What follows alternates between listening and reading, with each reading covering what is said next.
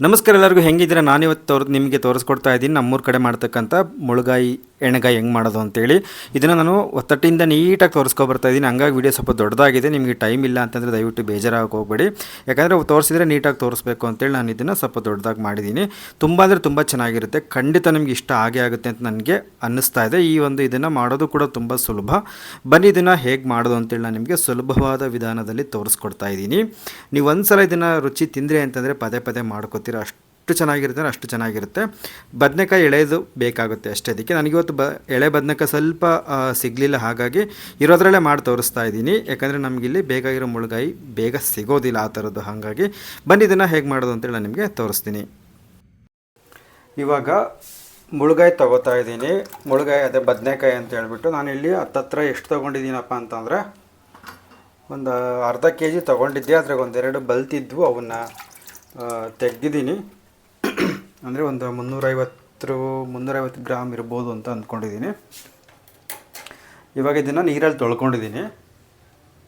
ಇವನ್ನ ತೊಳೆದ್ಬಿಟ್ಟು ಹೆಚ್ಚಿ ಇದಕ್ಕೆ ಹಾಕೋಬೇಕಾಗುತ್ತೆ. ಅದಕ್ಕೆ ಒಂದು ಪಾತ್ರೆಯಲ್ಲಿ ನೀರು ಇಟ್ಕೊಳ್ರಿ.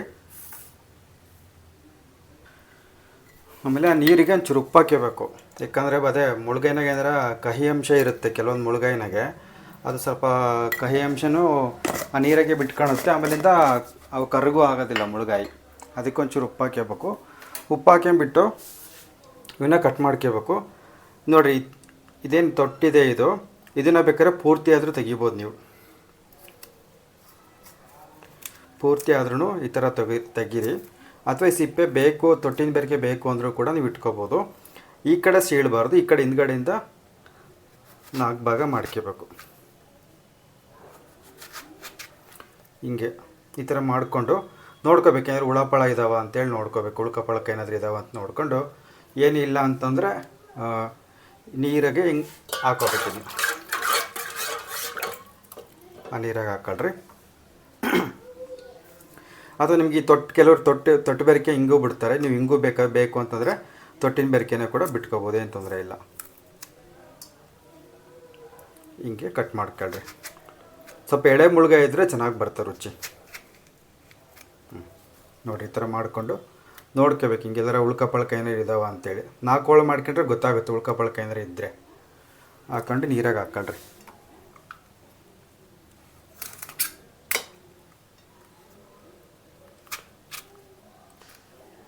ಇದಾಯಿತು. ಒಂದು ಈ ಥರ ಬಂದರೂ ಏನು ತೊಂದರೆ ಇಲ್ಲ. ಒಂದೊಂದು ಆ ಥರ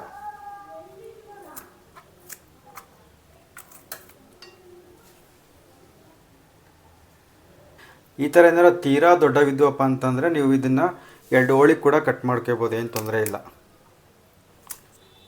ತುಂಬ ದೊಡ್ಡವಿದ್ದರೆ ಅವನ್ನ ಇಟ್ಟಿಡ್ದಪ್ಪ ಹೆಂಗೆ ತಟ್ಟೆಗೆ ಹೆಂಗೆ ಹಾಕ್ತೀರ, ಅವ್ನು ನೋಡಿದರೆ ಹೆದರ್ಕೊಂಡು ಹೋಗ್ಬಿಡ್ತಾರೆ ಅಷ್ಟೇ.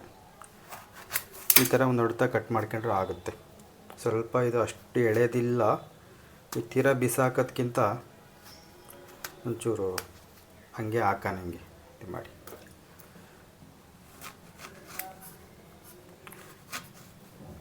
ಇಷ್ಟು ಈ ಥರ ಮಾಡ್ಕೊಂಡು ಹಿಂಗೂ ಕೂಡ ಹಾಕ್ಕೋಬೋದು.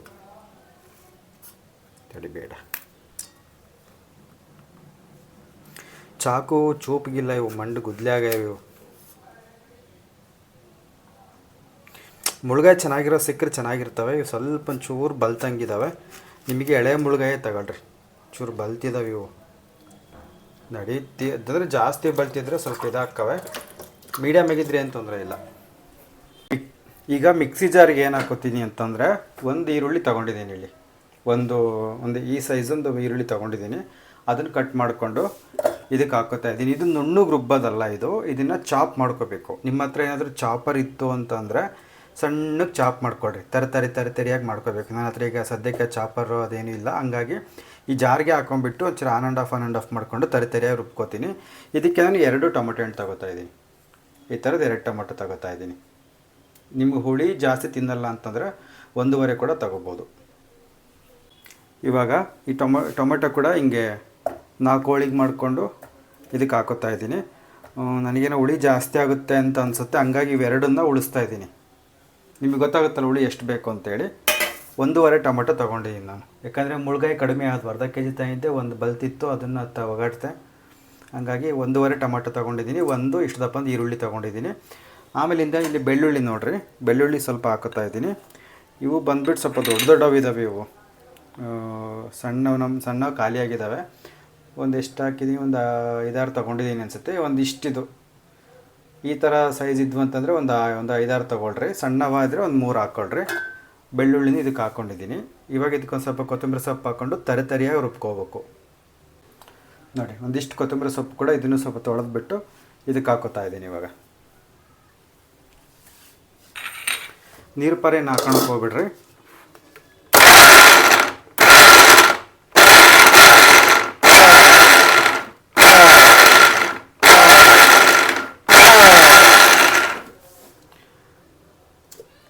ಇವಾಗ ಸ್ವಲ್ಪ ಇದಕ್ಕೆ ಒಂಚೂರು ಬೆಲ್ಲ ಹಾಕೋತೀನಿ. ಇಲ್ಲಿ ನೋಡ್ರಿ, ಸ್ವಲ್ಪ ಬೆಲ್ಲದ ಪುಡಿ, ಇದು ಪುಡಿ ಮಾಡಿ ಹಾಕ್ತಾಯಿದ್ದೀನಿ. ಚೆನ್ನಾಗಿ ರುಬ್ಬುತ್ತೆ ಅಂತ ಒಂದಿಷ್ಟು ಬೆಲ್ಲ ಹಾಕಲೇಬೇಕು. ಇದಕ್ಕೆ ಬೆಲ್ಲ ಹಾಕಿದ್ರೇ ರುಚಿ ಬರುತ್ತೆ. ಇವಾಗ ಹಿಂಗೆ ಪೂರ್ತಿ ನುಣ್ಣಗೆ ಬೇಡ, ಅದು ಏನಪ್ಪ ಅಂತಂದರೆ ತರಿಯಾಗಿರಬೇಕು.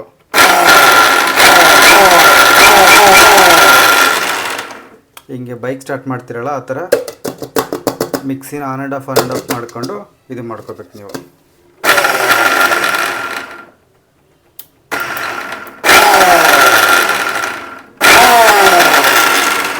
ಸಾಕು, ಇಷ್ಟು ಚಾಪ್ ಆಯಿತು ಅಂತಂದರೆ ಮಸ್ತಾಗುತ್ತೆ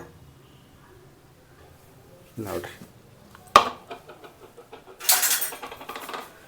ಈ ಥರ ನಿಮ್ಮ ಹತ್ರ ಚಾಪರ್ ಇದ್ದರೆ ನಿಮಗೆ ಅದರಲ್ಲೇ ಮಾಡಿಕೊಡ್ರಿ. ಫುಲ್ ನುಣ್ಣಗೆ ಬೇಡ, ಹಿಂಗೆ ತರಿಯಾಗೇ ಇರಬೇಕು. ನಮ್ಮ ಹತ್ರ ಚಾಪರ್ ಇಳಿದಕ್ಕೆ ಹಿಂಗೆ ಮಾಡ್ಕೊಂಡಿದ್ದೀವಿ. ಇಲ್ಲ ತೀರಾ ಸಣ್ಣಕ್ಕೆ ಹೆಚ್ಕೊಂತೀರ ಅಂದ್ರೂ ಅದು ಓಕೆ, ಏನು ತೊಂದರೆ ಇಲ್ಲ. ಇನ್ನೇನು ಮಾಡೋದು ಮತ್ತು ನಮ್ಮ ತಗ ಚಾಪರ್ ಇಳಿದಕ್ಕೆ ನಮ್ಮ ಮಿಕ್ಸಿ ಜಾರ್ಗೆ ಒಂದು ಕ್ಷಣ ಮತ್ತು ಚಾಪರಾಗಿ ಕೆಲಸ ಮಾಡುವಂಥ ಬುದ್ಧಿ ಹೇಳಿ ಚಾಪ್ ಮಾಡಿಸ್ಕೊಂಡಿದ್ದೀವಿ. ಇವಾಗ ಈಗ ಸ್ಟವನ್ನು ಹಚ್ಚಿ ಬಾಣಲೆ ಇಡ್ರಿ. ಈಗ ಇದಕ್ಕೆ ಎಣ್ಣೆ ಹಾಕ್ರಿ. ಸ್ವಲ್ಪ ಜಾಸ್ತಿನೇ ಎಣ್ಣೆ ಹಿಡಿಯುತ್ತಿದ್ದು. ಇದನ್ನು ನಾನಾ ನಮೂನೆ ಮಾಡ್ತಾರೆ ಎಣ್ಗಾಯಿನ. ನಾವು ಮಾಡೋದು ಈ ಥರ, ನಮ್ಮ ಕಡೆ ಈ ಥರನೇ ಮಾಡ್ತಾರೆ. ಒಂದಿಷ್ಟು ಎಣ್ಣೆ ಹಾಕ್ಕೊಂಡ್ಬಿಟ್ಟು ಅದು ಬಿಸಿ ಆಗಕ್ಕೆ ಬಿಡ್ರಿ. ಬಿಸಿ ಆಗ್ತಿದ್ದಂಕಲ್ಲೇ ಸಾಸಿವೆ ಜೀರಿಗೆ ಹಾಕ್ಕೊಂಡು ಒಂದು ಬಟ್ಲಷ್ಟು ಈರುಳ್ಳಿ ಹೆಚ್ಚಿಟ್ಕೊಂಡಿದ್ದೀನಿ. ಸಣ್ಣಕ್ಕೆ ಹೆಚ್ಚಿಟ್ಕೋಬೇಕಿದು. ಸಣ್ಣಕ್ಕೆ ಅಂದರೆ ಸಣ್ಣಕ್ಕೆ ಹೆಚ್ಚಿ ಇದನ್ನು ಕಂದು ಬಣ್ಣಕ್ಕೆ ಬರೋವರೆಗೂ ಸಣ್ಣೂರಿಗಿನ ಚೂರು ಜಾಸ್ತಿ ಊರಿನಲ್ಲಿ ಮಾಗಿಸ್ಕೋಬೇಕಾಗತ್ತೆ.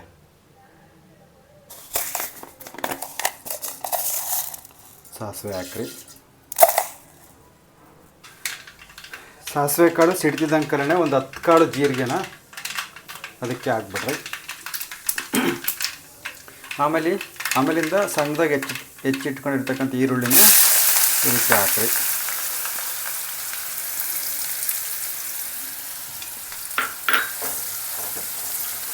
ಇದು ಚೆನ್ನಾಗಿ ಕಂದು ಬಣ್ಣಕ್ಕೆ ಬರೋವರೆಗೂ ಚೆನ್ನಾಗಿ ಇದನ್ನು ಮಾಗಿಸ್ಕೋಬೇಕು.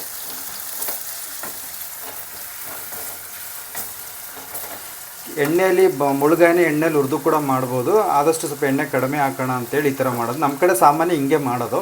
ಅದು ಹೇಳಿದ್ನಲ್ಲಿ ನಿಮಗೆ, ಎಣ್ಗಾಯಿ ಅಂದರೆ ನಾನಾ ನಮೂನೆ ಮಾಡ್ತಾರೆ, 4-5 ಥರ ಮಾಡ್ತಾರೆ. ಒಂದೊಂದು ಊರ ಕಡೆ ಒಂದೊಂದು ಥರ ಮಾಡ್ತಾರೆ. ಇದೊಂದು ಮೆಥಡ್ ನಿಮಗೆ ತೋರಿಸ್ತಾ ಇದ್ದೀನಿ. ಒಂದು ಸತಿ ನಿಮಗೆ ಇಷ್ಟ ಆಯ್ತು ಅಂತಂದರೆ ಮಾಡಿ ನೋಡಿರಿ.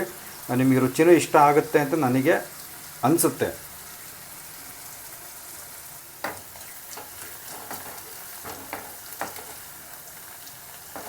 ಚೆನ್ನಾಗಿ ಕಂದು ಬಣ್ಣಕ್ಕೆ ಬರಬೇಕು ಒಂಚೂರು.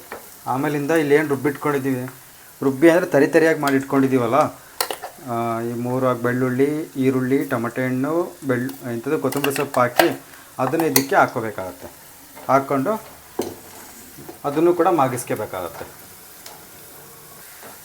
ಈ ಮಟ್ಟಕ್ಕಾದರೆ ಸಾಕು. ಇವೆಲ್ಲ ನಿಮಗೆ ಗೊತ್ತಾಗುತ್ತೆ, ಬತ್ತಿ ಬಿಡ್ತಾವೆ ಹಂಗೆ. ಆ ಮಟ್ಟಕ್ಕೆ ಬಂದರೆ ಸಾಕು. ಆಮೇಲೆ ಚೂರು ಕಲರ್ ಚೇಂಜ್ ಆಗ್ತವೆ. ಇವಾಗ ಏನು ಮಾಡ್ತೀನಪ್ಪ ಅಂದರೆ ರುಬ್ಬಿಟ್ಕೊಂಡ್ರೆ ಹಾಕ್ತೀನಿ ತರಿಯಾಗಿ. ನೀವು ಸ್ಟವ್ ಈ ಥರ ಏನಾದರೂ ಹಾಕಬೇಕು ಅಂತಂದರೆ ಉರಿನ ಸಣ್ಣೂರಿಗೆ ಇಟ್ಕೋಬೇಕು. ಏನನ್ನೇ ಹಾಕ್ತಿದ್ದೀರಾ ಅಂತಂದ್ರೂ ಸಣ್ಣೂರಿನಲ್ಲೇ ಇಟ್ಕೋಬೇಕು.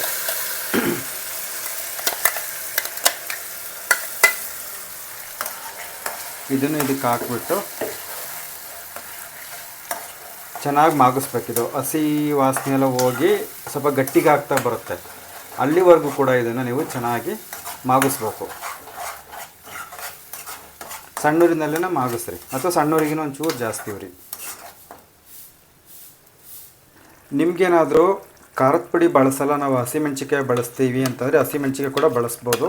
ಈಗ ನಾನು ಏನು ಇದನ್ನ ರುಬ್ಕೊಂಡಲ್ಲ, ಇದ್ರ ಜೊತೆಗೆ ಒಂದು ನಿಮ್ಮ ಖಾರಕ್ಕೆ ಎಷ್ಟು ಬೇಕೋ ಅಷ್ಟು ಹಸಿಮೆಣ್ಸಿಕಾಯಿ ಅದನ್ನು ತರತರಿಯಾಗಿ ರುಬ್ಕೊಂಡ್ರು ಕೂಡ ತೊಂದರೆ ಇಲ್ಲ. ನಾನಿಲ್ಲಿ ಖಾರದ ಪುಡಿ ಹಾಕಿ ಮಾಡ್ತಾಯಿದ್ದೀನಿ, ಹಾಗಾಗಿ ಅದನ್ನು ಹಸಿಮೆಣ್ಸಿಕಾಯಿ ಹಾಕೊಂಡು ರುಬ್ಬಿಲ್ಲ. ಹಸಿಮೆಣ್ಸಿಕಾಯಿ ಹಾಕೊಂಡು ಮಾಡಿದರೆ ನಿಮಗೆ ಈ ಎಣ್ಗಾಯಿ ಹಸ್ರು ಕಲರ್ ಇರುತ್ತೆ ಸ್ವಲ್ಪ, ಅದೊಂಥರ ರುಚಿ ಚೆನ್ನಾಗಿರುತ್ತೆ, ಅದೂ ಚೆನ್ನಾಗಿರುತ್ತೆ.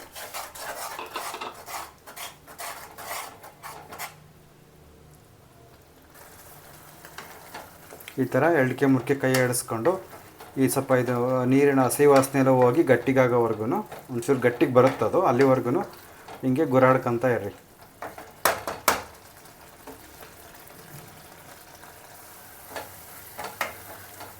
ಇದಿಂಗೆ ನೀವು ಕುದಿಸ್ತಾ ಅಂದರೆ ಮಾಗಿಸ್ತಾ ಗಟ್ಟಿಯಾಗುತ್ತಿದ್ದು, ಗಟ್ಟಿಯಾಗೋವರೆಗೂ ನೀವು ಹಿಂಗೆ ಆವಾಗ ಎರಡಕ್ಕೆ ಮುರ್ಕೆ ಕೈ ಆಡಿಸ್ಕೆ ಅಂತ ಗಟ್ಟಿಗೆ ಮಾಡ್ಕೋಬೇಕದು.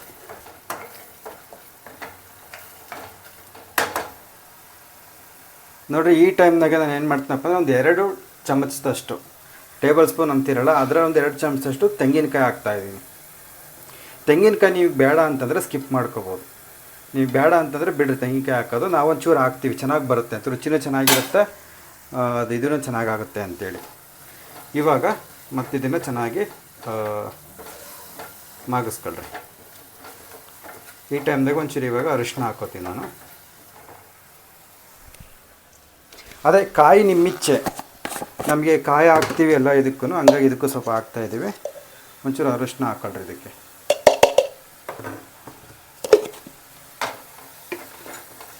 ಕಾಯಿನಿದ್ರಲ್ಲಿ ಮಾಗಿಸ್ಕೊಳ್ರಿ, ಏನು ಅಳಸಲ್ಲ ಇದು. ಇದೇ ಎಣ್ಣೆಯಲ್ಲಿ ಚೆನ್ನಾಗಿ ಮಾಗ್ತು ಅಂದರೆ ಅಳಸೋದಿಲ್ಲ. ಒಂದು ಪಕ್ಷ ನೀವೇನಾರು ಟೂರು ಪಾರು ಹೋಗ್ತಿದ್ದೀರಾ, ಇಲ್ಲ ವರ್ಷಾಂಚಾರ ಅಲ್ಲಿಗೆ ಇರ್ತಾವೆ, 1 ಡೇ ಟ್ರಿಪ್ಪು ಅವು ಇವು ಅನ್ನೋದಾದರೆ ಕಾಯಿನ ಸ್ಕಿಪ್ ಮಾಡ್ಕೊಳ್ರಿ. ನಿಮ್ಗೇನಾದ್ರು ಅಳಸುತ್ತೆ ಕಾಯಿ ಹಾಕೋದ್ರಿಂದ ಅನ್ನೋ ಒಂದು ಭಯ ಇದ್ದರೆ, ಇಲ್ಲ ಮನೇಲೆ ಇಟ್ಕೊಂಡು ತಿಂತೀವಿ, 1-2 ಹೊತ್ತು ತಿಂತೀವಿ ಅಂತಂದರೆ ಕಾಯಿ ಹಾಕ್ಕೊಳ್ರಿ, ಚೆನ್ನಾಗಿ ಬರುತ್ತೆ ಅದು. ನೋಡಿರಿ ಗಟ್ಟಿಗಾತು ಇವಾಗ. ನೋಡಿರಿ ಅದು ನೀರಿನಂಶ ಎಲ್ಲ ಆವಿಯಾಗಿ ಇವಾಗ ಗಟ್ಟಿ ಆಯಿತು. ಇದನ್ನೊಂದು 2 ನಿಮಿಷ ಕಾಯಿ ಸ್ವಲ್ಪ ಅದು ಕಾಯಲ್ಲಿರೋ ಹಸಿ ಅಂಶ ಹೋಗೋವರೆಗೂ ಹಿಂಗೆ ಮಾಗಿಸಿ ಸ್ಟವ್ ಆಫ್ ಮಾಡಬೇಕಾಗತ್ತೆ. ನಾನೊಂದು 2 ನಿಮಿಷ ಆಯಿತು. ನಾನಿವಾಗ ಸ್ಟವನ್ನು ಆಫ್ ಮಾಡಿಬಿಟ್ಟು ಇದಕ್ಕೆ ಮತ್ತಿನ್ನೇನು ಹಾಕಬೇಕು ಅಂತೇಳಿ ತೋರಿಸ್ತೀನಿ. ಯಾಕಂದರೆ ಇದು ತುಂಬು ಬದನೆಕಾಯಿ ಪಲ್ಯ ಅಂತಲೂ ಕರಿತೀವಿ ನಾವು, ಇಲ್ಲ ಎಣ್ಗಾಯಿ ಅಂತಲೂ ಕರಿತೀವಿ. ಇದಕ್ಕೆ ಏನೇನೆಲ್ಲ ಹಾಕಿ ತುಂಬೋದಕ್ಕೆ ರೆಡಿ ಮಾಡ್ಕೋಬೇಕು ಅಂತೇಳಿ ತೋರಿಸ್ತೀನಿ ಬರ್ರಿ. ಇವಾಗ ಸ್ಟವ್ನ ಆಫ್ ಮಾಡ್ತೀನಿ, ಆಫ್ ಮಾಡಿ ಇಡ್ತಾ ಇದ್ದೀನಿ ನೋಡಿರಿ. ಆಮೇಲೆ ಇದ್ರ ಮೇಲೆ ಇಟ್ಟಿದ್ದೀನಿ ಅಂತ ಅಂದ್ಕೋಬೇಡ್ರಿ.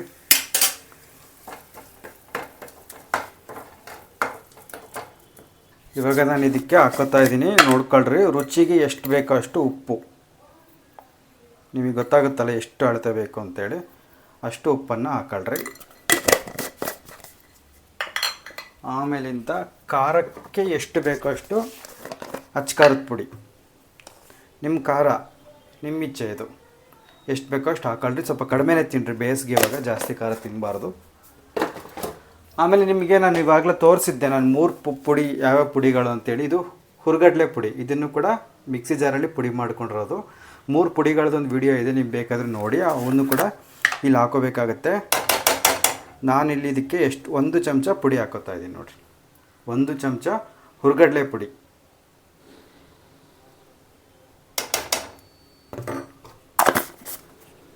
ಅಲ್ಲಿಂದ 2ನೇ ಪುಡಿ ಬಂದು ಶೇಂಗಾ ಪುಡಿ. ಶೇಂಗಾನು ಕೂಡ ಚೆನ್ನಾಗಿ ಹುರಿದುಬಿಟ್ಟು ಪುಡಿ ಮಾಡಿ ಇಟ್ಕೊಂಡಿದ್ದೀನಿ. ಇದನ್ನು ಕೂಡ ನಿಮಗೆ ತೋರಿಸಿದ್ದೀನಿ 3 ಪುಡಿ ಇರೋ ವಿಡಿಯೋನ, ನಿಮ್ಗೆ ಅದನ್ನು ನೋಡಿದ್ರೆ ನಿಮಗೆ ಅರ್ಥ ಆಗುತ್ತೆ. ಶೇಂಗಾ ಪುಡಿ ಕೂಡ 1 ಚಮಚ ಹಾಕೋತಾ ಇದ್ದೀನಿ, ಬರ್ತಿ 1 ಚಮಚ.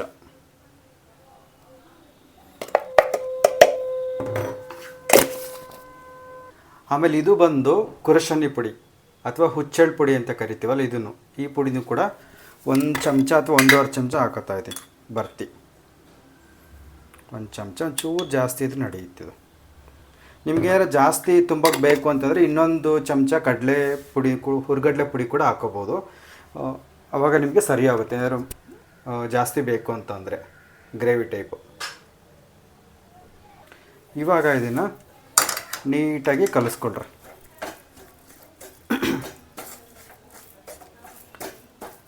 ಬಿಸಿ ಇದ್ದಂಕಲ್ಲಿ ಹಾಕ್ರಿ, ಏನು ತೊಂದರೆ ಇಲ್ಲ. ಅದೇನು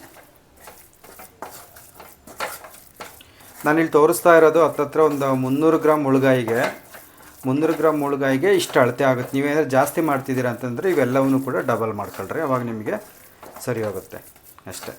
ಇದನ್ನು ಉಳಿದ್ರೆ ನಿಮಗೇನು ವೇಸ್ಟ್ ಆಗೋಲ್ಲ. ಇದನ್ನು ಅದಕ್ಕೆ ಆ ಪಲ್ಯಕ್ಕೆ ಹಾಕ್ತೀವಲ್ಲ, ಅದು ಗ್ರೇವಿ ಟೈಪ್ ಬರುತ್ತೆ. ನೀವು ಅದನ್ನು ಅನ್ನದ ಜೊತೆಗೂ ಕೂಡ ತಿನ್ನಬಹುದು. ನೋಡಿ, ಇದು ಯಾಕೆ ಹಿಂಗೆ ಹುರ್ಕೊಂಡು ಮಾಡಬೇಕಪ್ಪ ಅಂತಂದರೆ 1-2 ದಿನ ಇರುತ್ತೆ, ಏನೂ ಆಗೋಲ್ಲ ಪಲ್ಯ.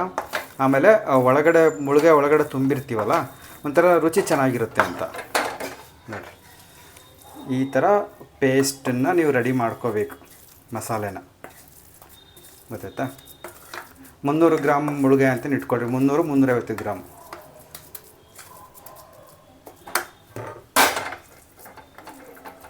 ಇದು ತಣ್ಣಗಾಗ್ಬಿಡ್ರಿ. ಒಂಚೂರು ತಿಂದು ನೋಡ್ರಿ ಉಪ್ಪು ಕರೆಕ್ಟ್ ಆಯ್ತಾ ಅಂತ. ಸ್ವಲ್ಪ ಉಪ್ಪು ಮುಂದಿರ್ಬೇಕು, ಯಾಕಂದರೆ ಮುಳುಗಾಯಿ ಸೊಪ್ಪು ಇರ್ತಾವಲ್ಲ, ಅದಕ್ಕೂ ಸರಿದೋಗ್ಬೇಕಲ್ಲ, ಅದಕ್ಕೆ. ಆಮೇಲಿಂದ ಇದಕ್ಕೆ ಮತ್ತೆ 2 ಚಮಚ ಏನು ಮಾಡ್ತಾಯಿದ್ದೀನಪ್ಪ ಅಂತಂದರೆ ಸಾಂಬಾರು ಪುಡಿ. ನಿಮ್ಮ ಮನೆಗಳಲ್ಲಿ ಸಾಂಬಾರು ಪುಡಿ ಅಂತ ಮಾಡಿಸಿರ್ತೀರಲ್ವ, ಅದನ್ನು 2 ಚಮಚ ಹಾಕ್ಕೊಳ್ಳಿ. ಇಷ್ಟು, ಅಥವಾ 1 ಮುಕ್ಕಾಲು ಚಮಚ ಕೂಡ ಸಾಕಾಗುತ್ತೆ. ಇದರಲ್ಲಿ ಏನಾದರೂ ಖಾರದ ಪುಡಿ, ಯಾಕಂದರೆ ಕೆಲವು ಕಡೆ ಸಾಂಬಾರು ಪುಡಿ ಮತ್ತು ಖಾರದ ಪುಡಿ ಎರಡೂ ಕೂಡ ಒಟ್ಟಿಗೆ ಸೇರಿಸಿ ಮಾಡೋದ್ರಿಂದ ಅಂಥವರು ಖಾರದ ಪುಡಿನ ಸಪ್ರೇಟ್ ನೀವು ಹಾಕ್ಬೇಡ್ರಿ, ಸಪ್ರೇಟಾಗಿ ಹಾಕ್ಬೇಡಿ, ಯಾಕಂದರೆ ಅದರಲ್ಲಿ ಮಿಕ್ಸ್ ಇರುತ್ತಲ್ವ. ಹಂಗಾಗಿ ಇಲ್ಲಪ್ಪ ನಮ್ಮ ಮನೆಯಲ್ಲಿ ಅದು ಬೇರೆ ಇದು ಬೇರೆ ಅನ್ನೋದಿದ್ದರೆ 2 ಚಮಚ ಸಾಂಬಾರು ಪುಡಿ ಹಾಕ್ಕೊಳ್ರಿ. ಸಾಂಬಾರು ಪುಡಿ ಅಂತಂದರೆ ಎಲ್ಲ ಮಸಾಲೆಗಳು ಹಾಕಿ ಮಾಡಿರ್ತಾರಲ್ಲ, ಚಕ್ಕೆ, ಲವಂಗ, ಏಲಕ್ಕಿ, ಗಸಗಸೆ, ತೊಗರಿಬೇಳೆ, ಕಡಲೆಬೇಳೆ, ಆ ಸಾಂಬಾರು ಪುಡಿ ಹೇಳ್ತಾ ಇರೋದು ನಾನು. ಯಾಕಂದರೆ ಕೆಲವು ಕಡೆ ಬರೀ ಧನಿಯಾ ಪುಡಿಗೆ ಸಾಂಬಾರು ಪುಡಿ ಅಂತಾರಂತೆ, ಹಂಗಾಗಿ ನಾನು ನಿಮಗೆ ಹೇಳಿದ್ದು. ಇಷ್ಟು ಹಾಕೊಂಡ್ಮೇಲೆ ಇದನ್ನು ಇನ್ನೊಂದ್ಸಲ ಮಿಕ್ಸ್ ಮಾಡ್ಕೊಳ್ಳಿ. ಹಿಂಗೆ ಸಾಕಿದೆ, ಮಸ್ತಾಗುತ್ತೆ. ಇದು ಬೇಕಾದ್ರೆ ಅರ್ಧ kg ಮಾಡ್ಕೋಬೋದು ನೀವು, ಅಂದರೆ ಮುಳುಗಾಯಿ ಚೆನ್ನಾಗಿರ್ಬೇಕಷ್ಟೆ. ನಿಮ್ಗೇನಾದರೂ ಜಾಸ್ತಿ ಬೇಕಪ್ಪ ಅಂತಂದರೆ ಏನು ಮಾಡಿ, ಇನ್ನೊಂದು ಚಮಚ ಎಕ್ಸ್ಟ್ರಾ ಹುರ್ಗಡ್ಲೆ ಪುಡಿ ಹಾಕೊಳ್ರಿ, ಇನ್ನೊಂದು ಚಮಚ ಕುರುಶೆಣ್ಣೆ ಪುಡಿ ಹಾಕೊಳ್ರಿ, ಇನ್ನೊಂದು ಚಮಚ ಶೇಂಗಾ ಪುಡಿ ಹಾಕ್ಕೊಳ್ರಿ. ನಿಮ್ಗೆ ಅವಾಗ ಅರ್ಧ kg ಕರೆಕ್ಟ್ ಆಗುತ್ತೆ. ಈ ಥರ ಮಾಡ್ಕೋಬೇಕು ನೋಡಿ. ಗಟ್ಟಿ ಪೇಸ್ಟ್ ತೋರಿಸ್ತೀನಿ. ಇದು ಕತ್ಲು ಗರಮ್ ಆಗೈತಿ, ಇದು ಕಾಣಿಸ್ತಾ ಇದೆಯಾ ಇದು? ತರ್ರಿ ಇವಾಗ. ಈ ಥರ ತಣ್ಣಗಾಗಿದೆ ಇದು. ಇವಾಗ ಇದನ್ನು ಈ ಮುಳುಗಾಯಿಗೆ ತುಂಬಬೇಕು. ಇವಾಗ ಬರ್ರಿ ತುಂಬ ತೋರಿಸ್ತೀನಿ ಹೆಂಗೆ ಅಂತ.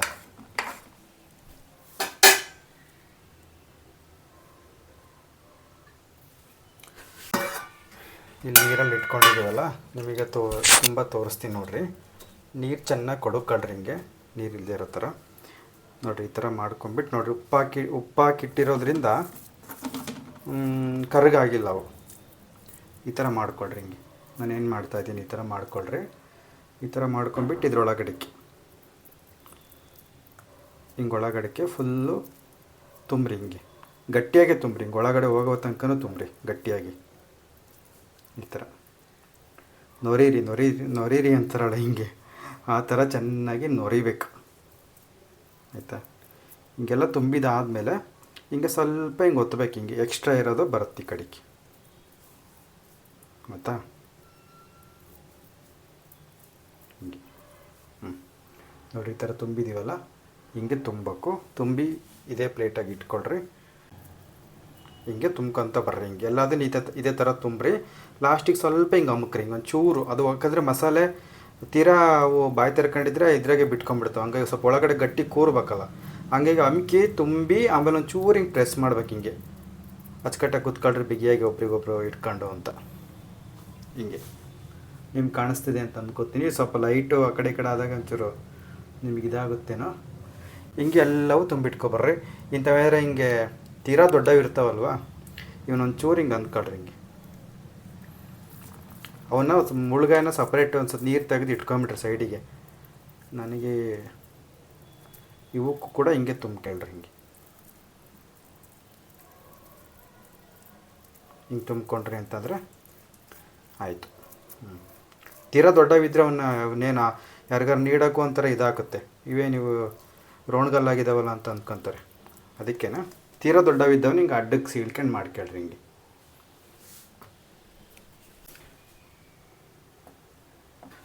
ನೋಡಿರಿ. ಆಮೇಲೆ ಇನ್ನು ಇವೆರಡು ಹಂಗೆ ಉಳಿದಿದ್ವಲ್ಲ, ಇವನ್ನ ಬೇಕಾದ್ರೆ ಹಂಗೆ ಹಿಂಗೆ ಹೆಚ್ಚು ಹಾಕ್ಬೋದು. ಇವಕ್ಕೇನು ಹಚ್ಚೋದು ಬೇಡ, ಒಂದೆರಡು ಹಿಂಗೆ ಇದ್ರೂ ಚೆನ್ನಾಗಿರ್ತವೆ ಇವು. ಹಿಂಗೆ ಹೆಚ್ಚಾಕ್ರಿ. ಇದು ಏನು ಉಳ್ದೈತಿದ್ದು ಮಸಾಲ ಇದನ್ನು ಒಂಚೂರು ಸ್ವಲ್ಪ ನೀರು ಹಾಕ್ಕೊಂಡು ಅದಕ್ಕೆ ಹಾಕಿ ಕುಕ್ಕರಲ್ಲಿ ಒಂದು ವಿಸಲ್ ಹಾಕ್ಸಿದ್ವಿ ಅಂತಂದರೆ ನಮ್ಮ ಕಡೆ ಮಾಡ್ತಕ್ಕಂಥ ಎಣ್ಣೆಗಾಯಿ ಪಲ್ಯ ರೆಡಿ ಆಗುತ್ತೆ. ಇದನ್ನು ಮತ್ತೆ ವೇಸ್ಟ್ ಆಯ್ತು ಅಂದ್ಕೊಬಿಡ್ರಿ, ಅನ್ನದ ಜೊತೆಗೂ ಚೆನ್ನಾಗಿರುತ್ತೆ. ಹಂಗಾಗಿ ಇದನ್ನು ತೊಳೆದ್ಬಿಟ್ಟು ಸ್ವಲ್ಪ ತೆಳ್ಳಗೆ ಮಾಡಿಬಿಟ್ಟು ಹಾಕ್ತೀನಿ, ಬರೀ ತೋರಿಸ್ತೀನಿ ಹೆಂಗಂತ. ಕುಕ್ಕರ್ ಇಡ್ರಿ. ನಾನು ಇನ್ನು ಸ್ಟವನ್ನು ಒಚ್ಚಿಲ್ಲ, ಇನ್ನೂ ಬರೀ ಕುಕ್ಕರ್ ಇಟ್ಟಿದ್ದೀನಿ ಅಷ್ಟೇ. ಈಗೇನು ಇಲ್ಲೇನು ಜಾಸ್ತಿ ಎಣ್ಣೆ ಹಾಕೋದು ಬೇಡ, ಒಂದು ಚೂರು, ಯಾಕಂದರೆ ಅವು ತಳ ಹಿಡಿಬಾರ್ದು ಅಂತ ಹೇಳಿ ಒಂದು ಚೂರು ಎಣ್ಣೆ ಹಾಕ್ಕೋಬೇಕು. ಹಿಂಗೆ ಚುಕ್ಕಟೆ ಚೂರು ಒಂಚೂರು ಹತ್ತಿತ್ತು ಹಿಂಗೆ ಮಾಡ್ಕೊಂಡು ಇದು ಮಾಡಿರಿ. ಇವಾಗ ಏನು ಮಾಡ್ಬೇಕಪ್ಪ ಅಂತಂದರೆ ಇಲ್ಲೇನು ತುಂಬಿಟ್ಕೊಂಡಿದ್ದೀವಲ್ಲ ಮುಳುಗಾಯಿ, ಇವನ್ನ ನೀಟಾಗಿ ಜೋಡಿಸ್ಕೆ ಬರಬೇಕು. ಆಮೇಲೆ ನೀವು ಅಂದ್ಕೊಳಕ್ಕೆ ಹೋಗ್ಬಿಡ್ರಿ ಒಂದೇ ಅಳ್ತಿಗಿರೋ ಮುಳುಗಾಯಿ ತರಕ್ಕೆ ಏನಾಗಿತ್ತು ಅಂತೇಳಿ ಅಂತ. ಒಂದೇ ಅಳ್ತಾ ಇರೋ ತರೋದಕ್ಕೆ ನಾನು ಆನ್ಲೈನಾಗಿ ತರಿಸಿದ್ದೆ ಇವನ್ನ. ಅದಕ್ಕೆ ಒಂದೊಂದು ಅವೇ ಕಾರರೆ ದುಂಡೆ ಆಗಿದ್ದಾವೆ, ಇನ್ನೊಂದೊಂದು ಗುಲ್ಗಂಜಾಗಿದ್ದಾವೆ, ಸಮವಾಗಿಲ್ಲವು. ಅದಕ್ಕೆ ಹೆಂಗತ್ತ ಕುಲ್ಡಂಜಿ ಇಲಾಖದಲ್ಲಿ ಮಾಡೋಣ ಅಂತ ಮಾಡ್ತಾಯಿದ್ದೀನಿ. ಚೆನ್ನಾಗಿರುತ್ತೆ. ನಿಮಗೆ ಯಾರೋ ಸಂತಿಗೆ ಹೋದರೆ ಒಂದೇ ಇಂಥ ಸಮಕ್ಕಿರೋವನ್ನ ತಗೊಬರ್ರಿ ಎಲ್ಲವೂ. ನಾನು ಆನ್ಲೈನಲ್ಲಿ ತರಿಸಿರೋದ್ರಿಂದ ಹಂಗೆ ಇದಾವೆ ಅವು. ಇದನ್ನು ಹಿಂಗೆ ಹಾಕ್ರಿ ಇದಕ್ಕೆ, ಆಯ್ತಾ? ಹಂಗೆ ಇಲ್ಲಿ ನೋಡಿರಿ, ನಾನು ಇದಕ್ಕೆ ಸ್ವಲ್ಪ ನೀರು ಹಾಕ್ಕೊಂಡು ಸ್ವಲ್ಪ ತೆಳ್ಳಗೆ ಮಾಡಿ ಹಾಕ್ತೀನಿ. ಇವಾಗ ಇದಕ್ಕೆ ಸ್ವಲ್ಪ ನೀರು ಹಾಕ್ಕೊಂಡು ಇದನ್ನ ತೆಳ್ಳಗೆ ಮಾಡಿ ಹಾಕ್ರಿ, ಯಾಕಂದರೆ ಅದು ಕೂಗಬೇಕಲ್ಲ. ನೀವು ಬೇಕಂತಂದರೆ ಪಾತ್ರೆ ಕೂಗಿಸ್ಕೋಬೋದು, ನಮಗೆ ಆ ಪೇಷನ್ಸ್ ಇಲ್ಲ. ಒಳ್ಳೆ ಅದೇನು ಅದ್ರ ಮುಂದೆ ಜೋಗಿಸ್ಬೇಕು, ಅದೇನು ಸೀತೋ ಬೇಯ್ತೋ ಅಂತೇಳಿ. ಹಂಗಾಗಿ ನಾನು ಇದಕ್ಕೆ ಹಾಕ್ಬಿಟ್ಟು ಒಂದು ವಿಸಲ್ ಹಾಕಿಸ್ತಾ ಇದ್ದೀನಿ. ಮೀಡಿಯಮ್ ಊರಿನಲ್ಲಿ ಒಂದು ವಿಸಲ್ ಸಾಕು. ಮುಳುಗಾಯಿ ನಗಾಯಿಗನಷ್ಟೊತ್ತಿಗೆ ಬೆಂದೋಗ್ಬಿಡ್ತವೆ, ಜಾಸ್ತಿ ಏನು ಬೇಕಾಗೋದಿಲ್ಲ.